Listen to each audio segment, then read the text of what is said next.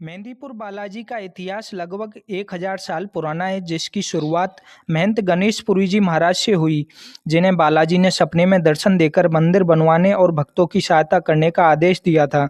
बालाजी की मूर्ति किसी कलाकार के द्वारा नहीं बनाई गई थी। ये करीब 1000 वर्ष पुरानी मूर्ति है।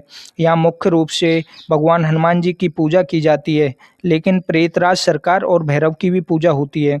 लेकिन अभी हालात बहुत खराब हैं, साफ सफाई ठीक से नहीं होती है। सबसे ज़्यादा मंदिर परिसर में सिक्योरिटी गार्डों का आतंक और दुर्व्यवहार देखने को मिल जाएगा।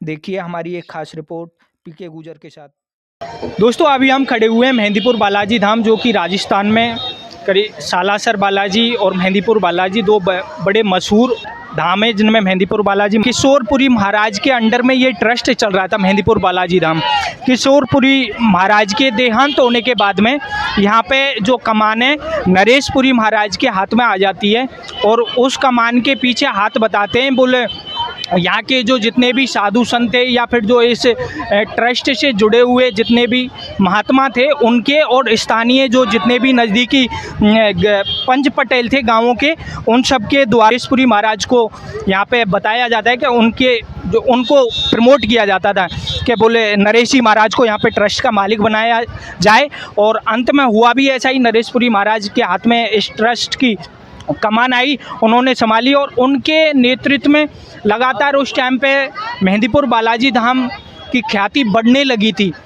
धर्म कर्म के कार्यों से लेकर के एक या कहें आमजन में राहत पहुंचाने तक उनके कार्यों को सराहे जाने लगा लोगों के बीच में। लेकिन अब एक समय से लोगों के बीच में एक ऐसा भ्रम पैदा हो गया, या कुछ इस तरह की बातें चल रही हैं कि अभी कुछ चीज़ों को अपवाद के रूप में देखना है। जैसे अभी कुछ टाइम पहले यहाँ पे जो सिक्योरिटी गार्ड लगे हुए हैं, उनका आतंक देखने को मिला था, या फिर आप कह लो कि एक होटल में एक परिवार की संदिग्ध हालातों में मौत हो चुकी थी। तो इस तरह के हालात या कुछ इस तरह की खबरें कभी कभी बीच में आई थी। मैं करीब पिछले 2-3 घंटे से यहाँ पे जो यहाँ के महंत नरेशपुरी जी महाराज, उनसे मिलने की कोशिश कर रहा था। मैंने जो यहाँ के उनके सचिव हैं माथुर जी, उनसे भी बात करने की कोशिश की। उनका ये जो भाई हैं विशालपुरी जी, उनसे भी बात करने की कोशिश की, लेकिन उन्होंने मिलने नहीं दिया मुझे।